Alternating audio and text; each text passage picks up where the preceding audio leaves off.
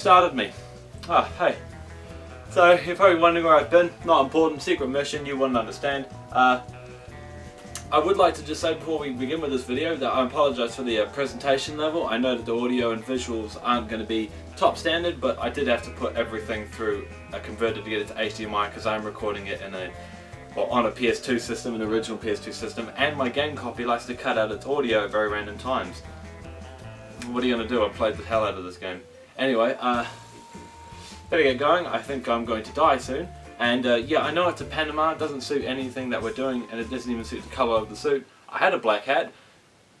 Don't know where it's gone. Anyway, toodaloo. Imagine it's 11 PM and you've just gone home from the airport after flying back into the country after a holiday. I'm putting some quotes around that because it wasn't really a holiday. You're travel sick, car sick, and half asleep while being jet lagged on top of that at the age of 6. What's the first thing you want to do after you get out of the taxi? Is it A? Sober up and get yourself to bed. You feel terrible just now, but go time traveling tomorrow sleeping in your bed. You'll feel fine then. Is it B? Grab a cold one. Fuck it, you're already halfway there, might as well go all in and get sent. I know you're 6, but your dad's really cool, so he'll probably let you have a drink. Or option C. This is my personal favourite. Fuck that other shit, it's time to jam Spy vs Spy. I've been away on this multi-country side quest I didn't want to go on for however many weeks now. I'm gonna play my damn game now. Fun fact, if you need me to tell you what the answer is, you're probably a bit special.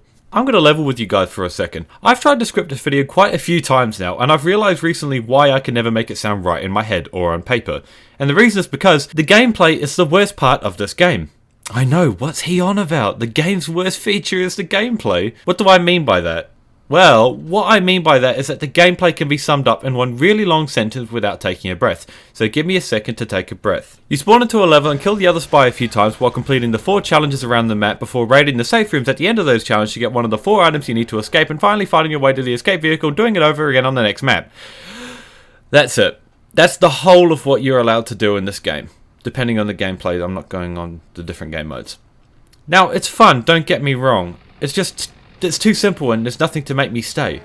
Or at least there wouldn't be if it wasn't for the rest of the game. You see, I don't like this game because of the game part of it. Instead, I love everything else. The atmosphere, the maps, the ambience, and especially, as you may know already, the soundtrack. Even as a child, I could appreciate everything that this game does right. Even though the gameplay is very simple, everything else is far more thought through. Or even if it isn't, I'm about to go full English teacher and tell you why you should consider it as a masterpiece anyway. So allow me to welcome you to Willkak's Guide to Spy vs Spy. Even though, let's be honest, I should probably be calling this a Willkak's Guide to Art Style. Or a Willkak's Guide to Aesthetics. Now, where to start? Well, like most things, I should probably start at the beginning, and with something simple. So, with that being said, let's talk about the first thing we notice, the art style. For those of you who aren't aware, Spy vs Spy is based on a comic strip by the same name, created in the 60s by a man named Antonio Prohias. Fun fact for you, actually both of his names are actually cheat codes used to unlock more levels within the game. Keeping in mind that this game was based on the concept of a magazine cartoon series, I really liked the direction the art style went in. Instead of trying to make the characters realistic, instead they decided to keep going with the comic strip theme, with the characters retaining their very, unique design, rather than making them look like a rejected post on DeviantArt. Using this art style also gave them the opportunity to make things more aesthetically pleasing, or more cartoony and fun, rather than making things look bland and normal. One example I can say right off the top of my head is when your character gets hit with a melee attack, stars come off them. I'll be touching on this a little bit more later, but for right now, I'd like to talk to you about the basic design of the maps, as I think that's a bit more important that you understand that first. All the maps in the game have a very similar layout. All of them have 4 different spawn areas for each individual spy to spawn in that leads out onto a plaza type area where the fighting will usually occur. Some maps are small and others are much too big. I'm looking at you, Volcano Lair, I still get lost and I've been playing this game for around 10 years now. No matter the size of the map, each map also features 4 challenges that need to be completed in order to get the items that you need to escape that are themed around the level. The challenges.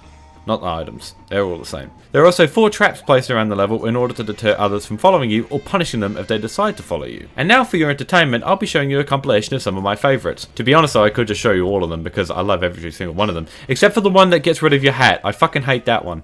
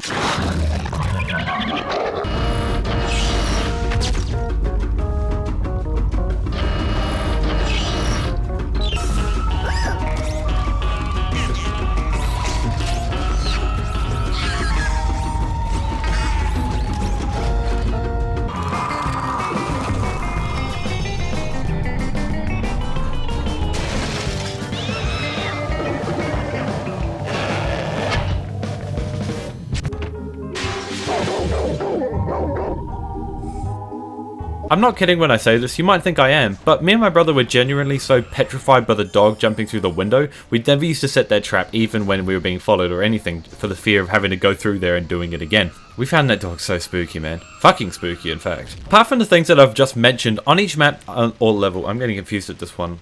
Which one am I saying? I think I'm just going to say map from now on. Each individual map has a word that can sum up the theme of the map in just one word, like I said. And that one word is usually the title of the map. So for instance, we have oil rig. That's 2 words. Mansion, robot factory, and Kooky Carnival. Why did I write that? They're all fucking 2 words. People who designed the maps, and even the themes behind the maps, really did just have a field day when they were designing these things, as I'm going to do a breakdown of only a single level, but remember that this level of detail can also be applied to every single map, and the one I'm going to be dissecting for you is Kooky Carnival. Now when they were creating this map, they had the opportunity to just make it a normal run-of-the-mill carnival with bright lights, flashy colours, and all sorts of good stuff, and keep the dark and unnecessary creepy undertones associated with clowns under the surface. Yeah, they didn't do that, but instead you have this masterpiece of a level, dark corridors, twisty, windy areas, an outside area that just feels derelict and abandoned, standing in the big top looking up at the gigantic spotlight spinning in the middle of the hub area. And even though nothing happens when you walk underneath them, you just get the feeling like you should stay away, otherwise something bad might just happen, even though I already know it won't.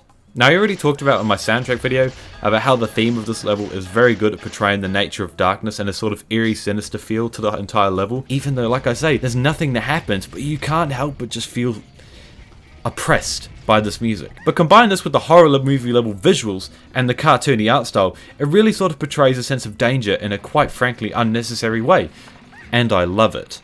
Speaking of the art style, well, I did say I had a couple more things to say about it, and I think the best way for me to portray it is by showing you something very mundane and simple that not many people are going to pay attention to, but because I'm very good at paying attention to things that no one pays attention to, it's one of my favourite details on the entire map. You see those buildings in the distance, the ones built into the skybox. This really is the best way to emphasise what I love about the art style. These buildings are ripped straight out of a comic book and placed onto a purple gradient of a skybox, and it looks amazing. It's simple, honest, and greatly effective. And keep in mind, all I've said at this point has only been about Kooky Carnival, one level in the game. This level of detail is carried throughout every single level. If it wasn't already very, very, very clear, I don't like this game because it's a good game. It's an average game at best, really, and I don't have no problem admitting that to myself and to you. The reason I love this game is because of how creative the concept of the comic book allows the creators to be, and how much fun they had with expressing the ideas behind the levels and even inside the levels themselves. This game will always be one of my favourites, and I don't really mind too much that the game itself isn't the star of the show, and that it doesn't bring anything new to the table, and that it's not anything fascinating or that I can't sink hours into it. Of course I can, but I'm not going to all the time. It's an acquired taste of a minimalist. But what this game doesn't have in gameplay, it makes up for in spades with personality and charm. The maps, the sounds, the art style, and the unbridled creativity in both concept and execution is inspiring. Even with all that I've said now, I can't do this game justice. If there's anything I want you to take away from this whole experience, it's that a game doesn't need to be a good game for you to enjoy it. And it can absolutely be terrible gameplay wise, but if you enjoy looking at it, and you think it's pretty and you think it sounds amazing, don't let anyone tell you that the game you enjoy for whatever reason is terrible, because your opinion is just as valid as theirs. Just remember that not everyone's going to agree with your very specialised opinion, especially if you're objectively wrong. Subjectively though, you're always right, so just keep on rocking on. Remember when I called you special at the beginning of all this? Just remember that you're not the only one. I mean, I'm special too. I mean, fuck, you'd have to be to think a game without gameplay is good. Hello everyone who is still watching this video. Thank you very much for watching the video all the way to the end. I really massively appreciate it. I didn't work too hard on it, but I worked hard enough. I think you should put the effort in as well. But speaking of putting effort in, thank you guys for 100 views on my Willkak's Guide to Rabbids video. I didn't expect it to get over 3 views, me, my mum and my dad, but we're over 101 at the moment. So thank you very much for that. It's very actually astonishing. I didn't think it'd get over 3. But hey, listen, if you like this video and you want to see more like it, make sure you subscribe, like this video, and comment how gay you think I am. I'm not kidding. Do it, bitch. Anyway, that's enough from me. Sorry for the long delay from putting in my last video. I've just been fucking around. Anyway, I'll catch you guys later. Have a wonderful rest of your day.